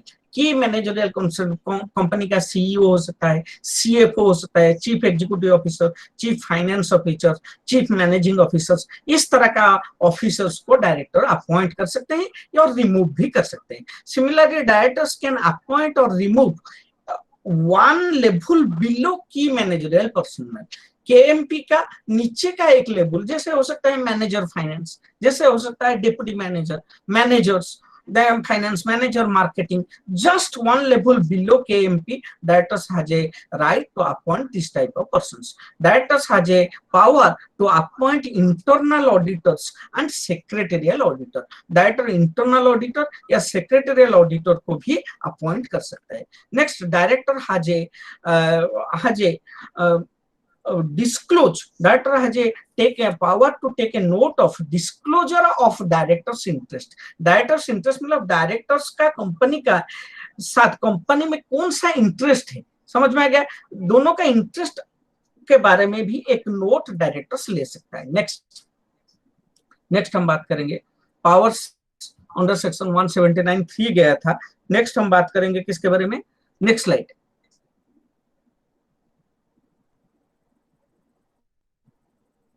हाँ, directors has a power to buy sell investment. वो इन्वेस्टमेंट खरीद सकता है या बेच सकता है under section 179(3). Next, they have a right to और पावर टू इनवाइट और accept renew public deposit. Public से डिपॉजिट ले सकते हैं, जैसे हम फिक्स डिपॉजिट बैंक में रखते हैं, कॉर्पोरेट डिपॉजिट भी हम रख सकते हैं। पब्लिक से डिपॉजिट कंपनी एक्सेप्ट कर सकता है, जिसको हम बोल सकते हैं public deposit director can accept or renew. Next, director has to review or change the term and conditions of the public deposit. Public deposit का term conditions को भी बदल सकते हैं। Director has a power to approve quarterly, half yearly और annual financial statements. उनका power है इस सबको क्या करने के लिए? अप्रूवल देने के लिए। एक बार डायरेक्टर्स अप्रूवल देंगे, ये सब प्रेजेंट होगा कंपनी का जनरल मीटिंग में। समझ में आ गया? Next slide please. हाँ, कंपनी का पावर 79 में था, 80 में है, 81 में। 3 सेक्शन कंपनी का पावर, बोर्ड ऑफ डायरेक्टर्स का पावर बता रहा था। Power of the board of directors as per section 181। What is the power? The board of directors of a company shall exercise the following power only with the consent of the company by a special resolution। इसका मतलब नीचे में मैं जो चीज बोलूंगा वो काम डायरेक्टर कर सकते हैं, लेकिन उससे पहले उनको शेयर होल्डर का मीटिंग बुलाकर रिजोल्यूशन पास करना पड़ेगा, फिर जाकर वो लोग वो सब काम कर सकते हैं। जो सब काम सेक्शन 181 में लिखा हुआ है। क्या क्या काम कर सकते हैं director? Special resolution director share holder का लेकर, पहला काम है they have a power to sell, lease whole और substantially whole of the undertaking. वो पूरा का पूरा बिजनेस को बेच सकते हैं या लीज कर सकते हैं, पूरा या सब्सटेंशियली होल मतलब 80-90% बिजनेस को सेल कर सकते हैं, लीज कर सकते हैं। बट ये करने के लिए उनको पहले शेयर होल्डर का परमिशन स्पेशल रिजोल्यूशन मीटिंग में लेना पड़ेगा। Next, the directors has a power to invest और अदरवाइज, प्रीवियस स्लाइड में they have a they have a power to invest otherwise in trust securities the amount of compensation received by it as a result of any merger or amalgamation. इसका मतलब कोई company में merger हुआ है या amalgamation हुआ है। Merger मतलब दो कंपनी मिले हैं, एक कंपनी बनाया है, दो कंपनी मिल गए हैं, उससे जो पैसा आया है वो पैसे को किसी ट्रस्ट या सिक्योरिटी में इन्वेस्ट करेंगे, करने का पावर डायरेक्टर्स के पास में है, लेकिन उससे पहले उसको शेयर होल्डर का परमिशन लेना पड़ेगा। Next slide. और क्या क्या दिया हुआ है 81 में, the directors has a power to borrow money which will exceed the aggregate of paid up share capital and free reserve. इसका मतलब आपका कंपनी का paid up share capital 5 lakh है, फ्री रिजर्व 2 लाख है, 5-2 मिलकर 7 लाख है।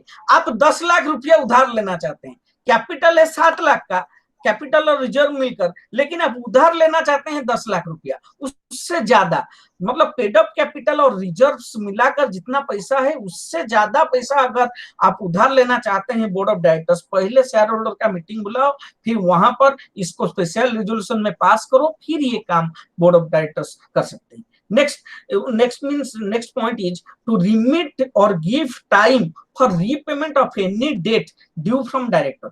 कोई डायरेक्टर हमसे कंपनी से लोन लिया है, 5 साल का लोन लिया था, अभी मांग रहा है और 5 साल दे दीजिए, मेरा थोड़ा तंगी है, पैसा नहीं दे पा रहा हूं। इसका मतलब डायरेक्टर को कंपनी लोन दिया है और वो लोन का क्या बढ़ाना चाहता है, टेन्योर बढ़ाना चाहता है, अभी पेमेंट नहीं करना चाहता है। ये सीरियस मैटर है, ये कॉन्फ्लिक्ट ऑफ इंटरेस्ट मैटर है। इसको पहले किसमें डिस्कस किया जाएगा, शेयर होल्डर के मीटिंग में डिस्कस किया जाएगा, रिजोल्यूशन पास होगा, स्पेशल रिजोल्यूशन, वो लोग राजी होंगे तो डायरेक्टर्स के लोन के ऊपर टेन्योर बढ़ सकता है। Next slide.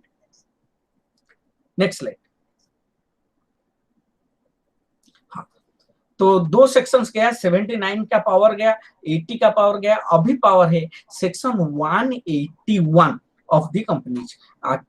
सेक्शन 181 बोलता है अगर डायरेक्टर चाहते हैं किसी चैरिटेबल फंड में कंट्रीब्यूट करना तो कर सकते हैं, लेकिन अगर कितना एक बड़ा अमाउंट कंट्रीब्यूट करना चाहते हैं, बड़ा अमाउंट कितना है, 5% of average net profit of 3 years. पिछले 3 साल का नेट प्रॉफिट जितना आता है उसका एवरेज से 5% या उससे ज्यादा का पैसा किसी चैरिटेबल ट्रस्ट को या फंड को देना अगर डायरेक्टर चाहता है दे सकते हैं, प्रोवाइडेड पहले शेयर होल्डर का मीटिंग बुलाओ, फिर वहां पर स्पेशल रिजोल्यूशन पास करो, फिर board can do all these things, contribution charity वगैरह कर सकते हैं। Next, so we have discussed regarding different powers of directors। We know the best movie Spider-Man। Spider-Man में एक अच्छा डायलॉग आता है, with great power comes great responsibility और great duties। जितना बड़ा पावर है उतना बड़ा रिस्पॉन्सिबिलिटी या उतना बड़ा ड्यूटीज है। तो कंपनीज में अभी हम बात करेंगे what are the duties of a director. Director का क्या क्या ड्यूटीज है। पहला ड्यूटी, डायरेक्टर कुछ ऐसा काम नहीं करेगा जो आर्टिकल ऑफ एसोसिएशन में नहीं लिखा गया है। डायरेक्टर क्या क्या काम करेगा एओए में लिखा गया है, एओए में जो चीज नहीं लिखा गया है डायरेक्टर वैसा काम नहीं करना चाहिए। Second, director always will act in good faith. He will always work for the benefit of the company, not for the self benefit। Next, director अपना जो भी काम करेगा उसमें रीजनेबल केयर, रीजनेबल स्किल, अपना जो हो सके अपना 100% देने की कोशिश करना चाहिए। Next slide.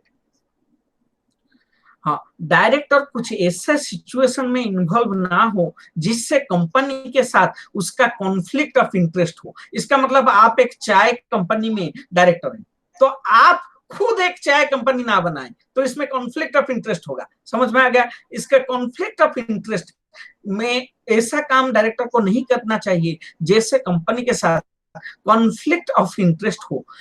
नेक्स्ट इज, उसी में हम बात कर रहे हैं उसी स्लाइड में, डायरेक्टर को कुछ ऐसा काम नहीं करना चाहिए जैसे कुछ उसको ऑन ड्यू एडवांटेज उसको या उसके रिलेटिव को या उसके पार्टनर्स को या उसके एसोसिएट्स को हो कंपनी से। इस तरह का काम नहीं करना चाहिए और डायरेक्टर को अपना काम खुद करना चाहिए, अपना काम किसी और को असाइन नहीं करना चाहिए।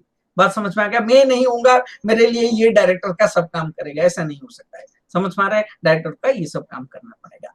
अगर ये सब इसी हिसाब से डायरेक्टर लोग काम नहीं करते हैं, दे विल बी लायबल। समझ में आ गया। तो अभी हम बात करेंगे liability of the directors. Directors का क्या क्या लाइबिलिटीज है। So liabilities of the directors can be classified into 4 parts: liability to outsider, liability to company, criminal liability, liability for the act of others. हम ये चारों स्टेप्स हम पढ़ेंगे क्या क्या लाइबिलिटी है डायरेक्टर्स। जनरली कंपनी का डायरेक्टर कंपनी का एजेंट है। मैं बताया था कंपनी का एजेंट के हिसाब से डायरेक्टर काम करता है। ओके, और जब जब वो एजेंट की तरह काम करेगा तब उसका लाइबिलिटी नहीं आएगा। अगर वो एजेंट की तरह काम नहीं करता है लाइबिलिटी आएगा। तो फर्स्ट हम बात करेंगे लाइबिलिटी टू आउटसाइडर्स। तो first point, next slide, next slide. Liability to outsiders. First point, directors are not personally liable to outsiders for any act done by them on behalf of the company, because directors of the agents of the company वो personally liable नहीं होंगे। अगर कुछ गड़बड़ी किए तो जाकर उनका liability आएगा। तो नेक्स्ट देखेंगे, नेक्स्ट स्लाइड। हाँ, तो कब डायरेक्टर पर्सनली लाइबल होगा अपने एक्ट के लिए? तो ये 4 काम अगर डायरेक्टर्स करेंगे, ये 3-4 काम, तब जाकर वो पर्सनली लाइबल होंगे आउटसाइडर्स। आउटसाइडर उनसे डायरेक्टली पैसा मांगेंगे, कंपनी से नहीं। क्या क्या काम है? पहला काम, अगर वो कोई अल्ट्रा वायरस ट्रांजैक्शंस करते हैं। मैं बताया था अल्ट्रा वायरस का मतलब क्या है। अल्ट्रा का मतलब बियॉन्ड, वायरस का मतलब पावर। वो जो पावर उनको नहीं दिया गया है, पावर तो मैं अभी बता रहा था 179, 80, 81, उसके अलावा और कोई काम कर रहे हैं, तो वो जो डायरेक्टर ये काम किए हैं, directors will be personally liable for all ultra vires transactions. Ultra vires transactions mean beyond power transactions. Next, director जो भी काम करेंगे कंपनी का, कंपनी के नाम पर करेंगे। अगर वो लोग अपने नाम पर कोई भी काम कर रहे हैं, if the director enter into contract in their own name, तो वो लोग लाइबल होंगे आउटसाइडर्स को। नेक्स्ट, अगर डायरेक्टर कुछ गलती किए, फाउंड ऑफ गिल्टी और फ्रॉड, टॉट, ये सब काम किए, फ्रॉड किए, टॉट्स किए, तो उसके लिए वो लोग क्या होंगे? पर्सनली लाइबल होंगे। Next, next slide. Liability to the company. अगर अभी हम बात करेंगे डायरेक्टर्स कब लाइबल होते हैं कंपनीज के लिए। बात किए थे डायरेक्टर्स लाइबिलिटी टू आउटसाइडर्स। अभी कंपनी को भी हर्जाना देना पड़ेगा, उन कुछ कुछ काम के लिए डायरेक्टर करेंगे। क्या क्या काम है? पहला काम, liability for ultra vires transaction. मैं बताया था ultra vires means beyond power. Beyond power transaction, जो पावर में नहीं दिया गया है। सपोज डायरेक्टर्स लोग डिविडेंड दे दिया आउट ऑफ कैपिटल। मैं पढ़ाया था जब डिविडेंड डिक्लेरेशन किए थे, इंटरिम डिविडेंड दे दिए थे, प्रॉफिट नहीं हुआ था, इंटरिम डिविडेंड दे दिए थे, बाद में पता चला इस साल में लॉस हुआ है। तो उस टाइम में क्या होगा? उस टाइम से उनको हाथ से, जेब से देना पड़ेगा कंपनी को, because it will be treated as payment of dividend out of capital. Similarly directors will be personally liable for their negligence. समझ में आ गया? अगर वो कुछ नेग्लेक्ट किए, कुछ काम जानबूझकर, एक ऑर्डिनरी कॉमन प्रूडेंस में जो काम होना चाहिए उसके अलावा कुछ काम किए, नेग्लेक्ट काम किए, अपना ड्यूटीज में नेग्लिजेंस किए, उसके लिए वो पर्सनली लायबल हो गए। Next, next slide. हाँ, next one is liability for breach of trust. और भरोसा तोड़ा। भरोसा किससे भरोसा तोड़ सकते हैं director? Misapplication of the funds of the company. Company का फंड्स को मिस अप्रोप्रिएट किए, misappropriation of the assets. Company का एसेट्स को जो जगह पर इन्वेस्ट होना चाहिए वो अलग जगह पर किए, उसमें ट्रस्ट टूटता है। ट्रस्ट किस किस के बीच में? ट्रस्ट है कंपनी का और डायरेक्टर के बीच में, और ये दोनों में अगर ट्रस्ट टूटा वो पर्सनली लायबल होंगे। Next, liability for misfeasance. Misfeasance means misconduct by the directors. कुछ मिसकंडक्ट किए और विलफुल मिसकंडक्ट किए, उसके लिए directors will be personally liable. Next, next slide. अभी हम बात करेंगे criminal liability of the director. What is criminal liability? 2 तरह का लाइबिलिटी होता है। सिविल लाइबिलिटी, जहां पर पैसा देकर आपको छूट सकते हैं। क्रिमिनल लाइबिलिटी, पैसा भी देंगे, जेल भी जाएंगे। कौन कौन सा काम अगर डायरेक्टर करेंगे जेल जाएंगे, वो those are known as criminal liabilities. Director should never involve in this sort of liabilities. Okay, क्या क्या काम है? अगर डायरेक्टर अपना स्टैट्यूटरी ओब्लिगेशंस को ठीक से फुलफिल नहीं कर रहे हैं, स्टैट्यूटरी ऑब्लिगेशंस जो डायरेक्टर्स के हैं स्टैट्यूट में, कंपनी एक्ट में लिखा गया है, उसमें से खिलाफी करते हैं, पैसा भी दिया जाएगा, डायरेक्टर से लिया जाएगा, प्लस हो सके तो उनको जेल भी जाना पड़ेगा। Next, the directors can also be held criminal liable for fraud, कोई फ्रॉड किए, मिस एप्लीकेशन किए, एम्बर्जलमेंट ऑफ कंपनीज फंड किए, इसमें से डायरेक्टर के अगेंस्ट में आईपीसी लग जाएगा। आईपीसी मतलब इंडियन पिनल कोड।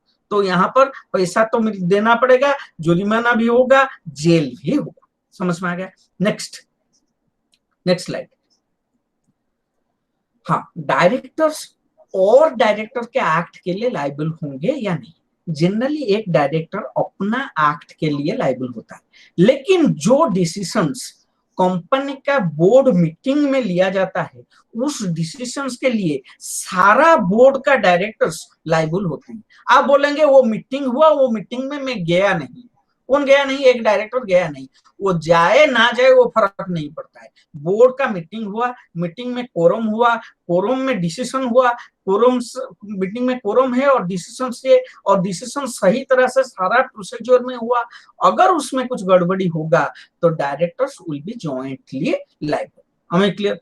नेक्स्ट लिखा हुआ है सबसे बड़ा point, in case of breach of trust, अगर भरोसा टूटता है, directors will be jointly and severally liable. Breach of trust में बताया था misappropriation of the funds of the company, इस केस में तो क्या होगा? All directors will be jointly liable and severally liable. इसका मतलब सारों से, सब लोगों से पैसा वापस लिया जाएगा, और किसी या नहीं तो अगर सब लोगों के पास पैसा नहीं, एक के पास है, उसी से भी पूरा भी लिया जा सकता है। Directors are jointly and severally liable. Okay, next. तो इसी से हम डायरेक्टर्स का डिस्कशन कंप्लीट किए। अभी हम बात करेंगे, एक छोटा टॉपिक है मेंबर्स एंड देयर राइट्स। तो अभी हम मेंबर्स में 10-15 मिनट में मेंबर क्या है उसके बारे में बात करेंगे। Now please see, there is a confusion between two words. One is member, another is shareholders. Generally people use them interchangeably, but in law there is a difference between a member and a shareholder. तो पहले हम देखेंगे share holder कौन है। Share holder एक ऐसा आदमी है जो कंपनी को शेयर को होल्ड करता है, तो he is known as share holder. Share holder में आपके पास अगर शेयर है, आप शेयर होल्डर से। लेकिन मेंबर कौन है? कंपनी में एक रजिस्टर होता है, उस रजिस्टर को बोलते हैं रजिस्टर ऑफ मेंबर्स। वो रजिस्टर ऑफ मेंबर में जिसका नाम लिखा गया है वो हो गया मेंबर्स। हमें क्लियर? सो शेयर होल्डर कौन है? जिसके पास शेयर है वो शेयर होल्डर से। तो रजिस्टर ऑफ मेंबर कौन है? कंपनी का रजिस्टर में मेंबर्स लिस्ट में जिसका नाम है उसको बोलते हैं रजिस्टर ऑफ मेंबर्स। समझ में आ गया? इंडिया का सिटीजन कौन है? हम सब इंडियन का सिटीजन है, लेकिन सब वोट दे सकते हैं क्या? नहीं। वोटर लिस्ट का रजिस्टर ऑफ वोटर्स होता है, जिसमें जिसका नाम लिखा गया है वो रजिस्टर ऑफ वोटर्स है, वो लोग ही वोट दे सकते हैं। बात समझ में आ गया? उसी तरह से कंपनी में एक रजिस्टर ऑफ मेंबर्स होता है, उस रजिस्टर ऑफ मेंबर्स में जिसका नाम लिखा गया है वो सब मेंबर्स होते हैं। समझ में आ गया? घड़ी घड़ी कुछ लोगों का नाम कटता है, नया लोगों का नाम उस रजिस्टर ऑफ मेंबर्स में चढ़ता है। समझ में आ गया? आज के डेट में ये register of member company maintain नहीं करता है। क्यों मेंटेन नहीं करता है? आज के डेट में most of the shares are held in demat form. Demat form मतलब डीमैटेरियलाइज्ड फॉर्म। तो डीमैटेरियलाइज्ड फॉर्म में कंपनी का रजिस्टर कौन मेंटेन करता है? NSDL CDSL. इसका मतलब आप अगर किसी कंपनी का शेयर डीमैट फॉर्म में रखे हैं तो आप उस कंपनी का मेंबर है ही है, कोई मतलब ये नहीं है। तो आज के डेट में the beneficial owner in case of depository shares are the members of the company. हमें क्लियर? समझ में आ रहा है क्या? Next slide. ओके, तो methods of becoming a member. आप एक कंपनी का मेंबर कैसे बन सकते हैं? पहला subscribing to the members memorandum. मैं बताया था मेमोरेंडम ऑफ एसोसिएशन में एसोसिएशन क्लॉज है। एसोसिएशन क्लॉज में जो जो लोग नाम और पता लिखे हैं और साइन किए हैं, they become the first member of a company. Company का पहला मेंबर कौन है? जो सब्सक्राइब किए हैं मेमोरेंडम को। फिर आप किसी कंपनी में अप्लाई करके आपको अगर शेयर अलॉट हो जाए और आप उस कंपनी का शेयर अलॉट हो गया, आपका नाम रजिस्टर ऑफ मेंबर्स में चढ़ गया, आप मेंबर बन गए। तो नेक्स्ट, आज के डेट में if you hold the shares in demat form of any company, demat मतलब इलेक्ट्रॉनिक फॉर्म, इलेक्ट्रॉनिक फॉर्म में किसी भी कंपनी का शेयर आप रखे हैं तो आप मेंबर्स, या नहीं तो कोई आदमी आपके नाम पर शेयर ट्रांसफर कर दे तो आप रजिस्टर्ड मेंबर्स बन सकते हैं, या नहीं तो आपके पिताजी के पास शेयर था, पिताजी ऊपर गुजर गए तो वो शेयर आपके नाम पर आ गया तो आ गया, जिसको बोलते हैं transmission of share.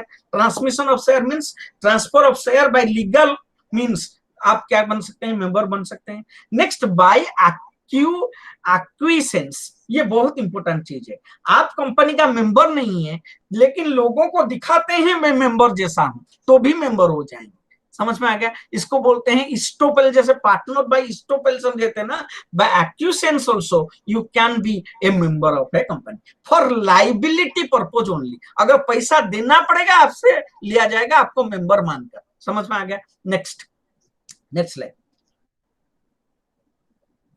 Termination of membership. आपका मेंबरशिप कैसे खत्म हो जाएगा, आप अगर कंपनी का शेयर किसी को ट्रांसफर कर दे तो मेंबरशिप खत्म हो जाएगा। आपका शेयर अगर फॉरफिट हो जाएगा तो मेंबरशिप खत्म हो जाएगा। आप अगर अपना शेयर को सरेंडर कर दे तो मेंबरशिप खत्म हो जाएगा। अगर आपका अगेंस्ट में कोर्ट बोलेगा आप मेंबर नहीं रहेंगे, एनसीएलटी बोलेगा तो आप क्या हो जाएगा, मेंबरशिप खत्म हो जाएगा। आप अगर इंसॉल्वेंट बन गए तो आपका शेयर ऑफिशियल असाइन के पास चला जाएगा, जिसको बोलते हैं ट्रांसमिशन ऑफ शेयर में आपका मेंबरशिप खत्म हो जाएगा। नेक्स्ट स्लाइड, आप अगर अपना कंपनी का साथ जो कॉन्ट्रैक्ट हुआ था वो कॉन्ट्रैक्ट को रिपुडेट कर दिए तो मेंबरशिप खत्म हो जाएगा। आपके पास अगर रिडीमेबल प्रेफरेंस शेयर से और टर्म खत्म हो गया, रिडीम हो गया तो वो भी मेंबरशिप खत्म हो जाएगा। आपके पास शेयर है लेकिन कंपनी बायबैक स्कीम लाया, आप अपना शेयर को बायबैक में कंपनी को दे दिए तो आपका शेयर अगर बायबैक हो गया, कंपनी खुद अपना शेयर खरीद लिया आपसे तो उसको में मेंबरशिप खत्म हो जाएगा। अगर कंपनी बंद हो गया, वाइंडिंग अप हो गया तो मेंबरशिप खत्म। कंपनी तो नहीं है, मेंबरशिप कहां से आएगा, कंपनी अगर बंद हो गया तो आपका मेंबरशिप भी खत्म हो जाएगा। Next slide. So we are discussing regarding members and shareholders. मैं बताया था there are certain persons, there may be a person who is a shareholder but is not a member, but there are many members who are not shareholders. आप shareholder ना होकर भी company का member बन सकते हैं, आप shareholder होकर भी कंपनी का मेंबर नहीं हो सकते क्योंकि आपका नाम अगर रजिस्टर ऑफ मेंबर्स में नहीं है तो क्या हो जाएगा, आप मेंबरशिप आपके पास नहीं है। बात समझ में आ रहा है क्या? तो there are certain person cases where a person is not a shareholder but a member. What are those situations? We will see in the next slide. So members without being shareholders. आप कहां पर company का member बनेंगे लेकिन share holder नहीं।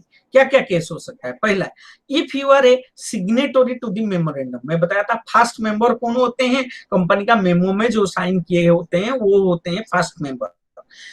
Least be contributory, company अगर बंद हो जाता है, बंद होने से 1 साल पहले जो partly paid of share transfer किए हैं उसको बोलते हैं लीस्ट बी कंट्रीब्यूटरी। तो उनसे अगर पैसा ठीक नहीं होता है उनको मेंबर मानकर, पास्ट मेंबर को मेंबर मानकर पैसा वापस लिया जाता है, उसको बोलते हैं लिस्ट बी कंट्रीब्यूटरी। वो अभी शेयर होल्डर नहीं है फिर भी कंपनी का मेंबर हो सकते हैं। नेक्स्ट, गारंटी कंपनी में मैं बताया था गारंटी कंपनी में कोई शेयर होल्डर नहीं होते हैं, सब लोग क्या होते हैं, मेंबर होते हैं। मेंबरशिप बाय एक्विसेंस में बताया था स्टोपिल, आप मेंबर नहीं है लेकिन दिखाते हैं जैसे कंपनी का मेंबर है तो लाइबिलिटी पर्पज में आप मेंबर हो सकते हैं। ट्रांसफर ऑफ शेयर, आप कंपनी में शेयर ट्रांसफर कर चुके हैं लेकिन आपका नाम रजिस्टर ऑफ मेंबर से कटा नहीं है फिर भी आप मेंबर हो सकते हैं। Next, by an order of decree of court of law. Court of law मतलब एनसीएलटी कुछ लोगों को बोलता है आप एक कंपनी का मेंबर से तो मेंबर होंगे। Next slide. नाउ एक कंपनी में कौन कौन मेंबर हो सकता है?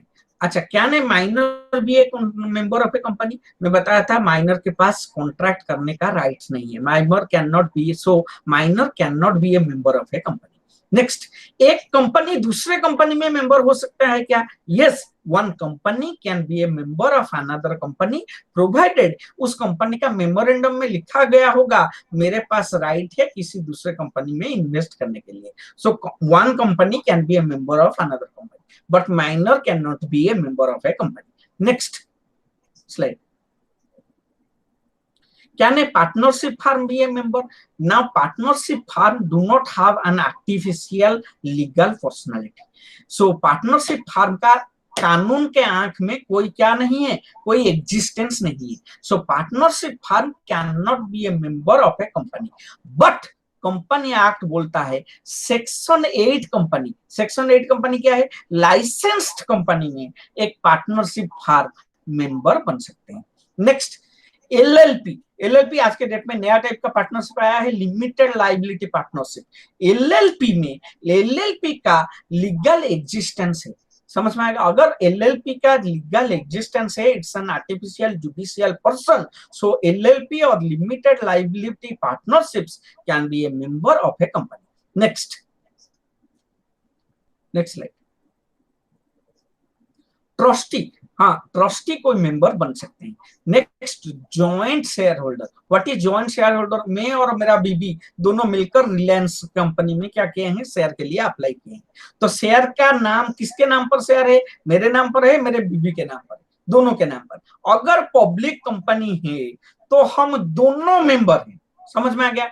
तो joint holder will be treated as double member in case of a public company. लेकिन अगर ये प्राइवेट कंपनी है, जॉइंट शेयर होल्डर्स एक मेंबर गिना जाएगा, उसको क्या नहीं गिना जा सकता है? उसको दो गिना नहीं जा सकता है, समझ में आ गया? जॉइंट शेयर होल्डर्स मेंबर हो सकते हैं, पब्लिक कंपनी में 2 मेंबर्स उसको गिना जाता है, प्राइवेट कंपनी में 1 मेंबर गिना जाता है।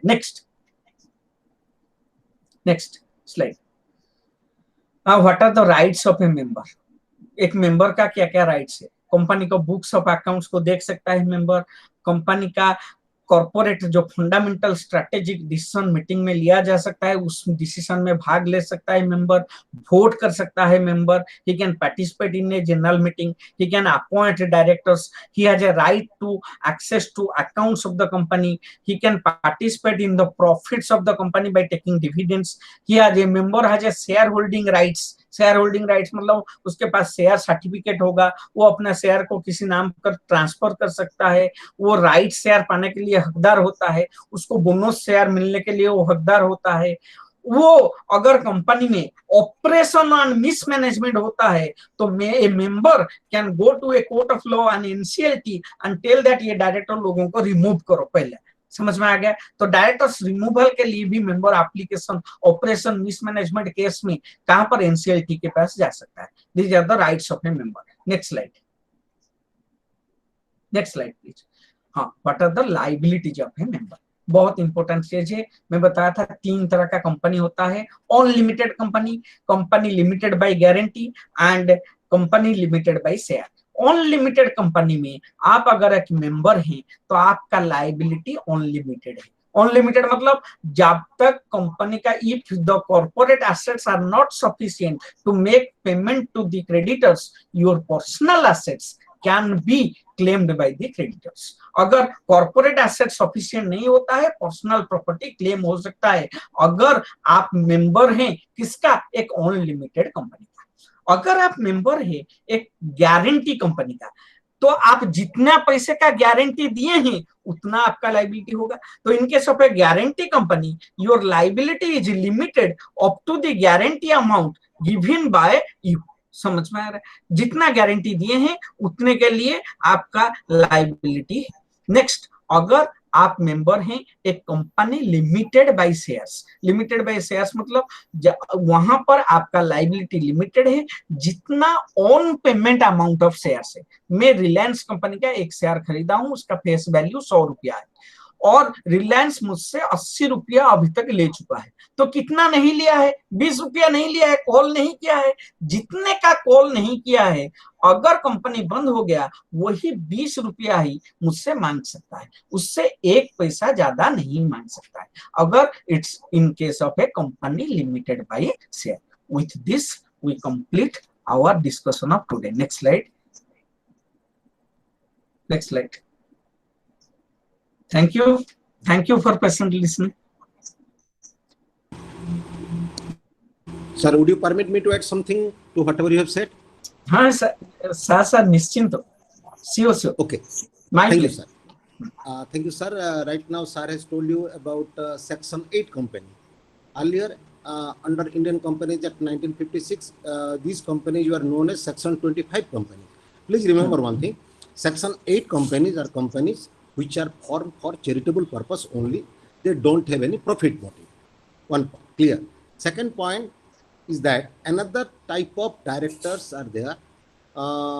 They, not that significant, but for your academic interest, I am telling you that it's small shareholders director. In a company, when the small shareholders feel that their rights are not protected by the company, they can write to the company to take one from them as the small shareholders director. This in the rarity cases it happens. Who is a small shareholder? First, a small shareholder is one who has got a shareholding of up to 20,000 rupees. That is 20,000 or below. If anybody has got more than 20,000 rupees, he cannot be termed as a small shareholder. And if 1,000 of such small shareholders give a notice in writing, or 10% of such shareholders, whichever is less, give a notice to the company, their rights are not protected. So a small shareholder directors may be appointed, then it can be taken care of. Another important thing is that corporate veil. Corporate veil, sir has discussed. What is corporate veil? Please remember. We have discussed that company is a legal entity and directors act as agents on behalf of the company or authorized person, whatever it is.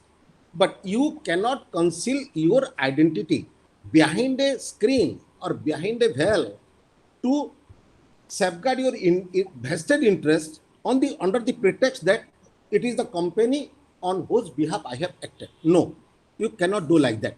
Who has the right to lift the veil? The court has adequate right, ample power to lift the veil and to know who are the real persons, natural persons behind this particular fraud or something. If any fraud is committed in a company, then the court has a right to lift the veil and to identify the persons who are responsible for the fraud, and they will be taken to task. One bright example is Satyam. In Satyam, what happened?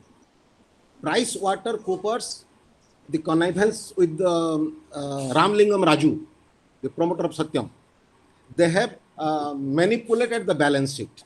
Okay, so the corporate veil was lifted, and Ramlingam Raju was brought to the front with the statutory auditor firm, that is PricewaterhouseCoopers, and they put under scanners. Now still the case is going on, and for Satyam fraud, Metis shares prices were also affected, and ultimately Satyam was taken over by Tech Mahindra.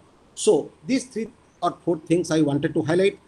Some of you have a question also, and I have answered in the chat box. Is there any question left, Hirot, or any learner who wants to ask any question relating to the topic? You can ask. Sir, there is a question, sir. Please. Sir, the question is: a person can be a director in how many companies? Yes, sir.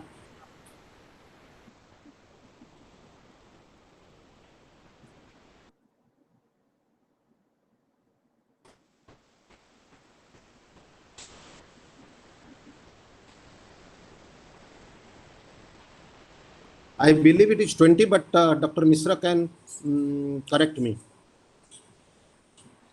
Hello. Is it the question to me? It's a 20. 20, na? Yes, yes. Sir. 20. I told 20, but it was the question to you. under 20. certain circumstances, Circumstances they it can be increased, increase. but it's 20. 20. Any other question? Today I first thank you the learners. The number was actually encouraging. So disciplined. I must thank you all. I think Nishant has not told anyone to mute the mic or stop presenting. These two things happen. Okay. Now such a disciplined lot and encouraging lot also. Thank you very much, learners, for joining this online class today. And Sir has taken a great pen. We have exceeded the time limit also. And it was really, I must not speak before him. It was really marvelous and fantastic lecture. And the beauty of the particular lecture is that time management.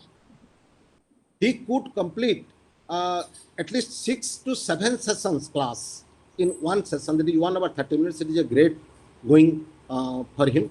Thank you very much, sir, for honoring our request. And thank you very much. My And pleasure. we, we will be depending on you, and we will not leave you so easily. And time management, you have My to come for our learners. My pleasure. Thank you, learners. And I would like to request my colleague K.C. Maharana to speak few lines before we come to an end.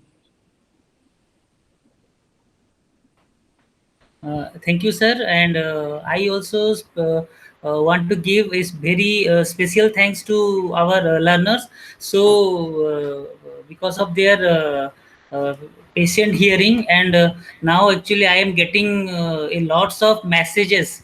Thank you, sir. Thank you, sir. We are really enjoying the class. Great class. Thank you to all. So many encouraging message. And I would like to thank Biswaranjan Mishra sir. All credits goes to him actually.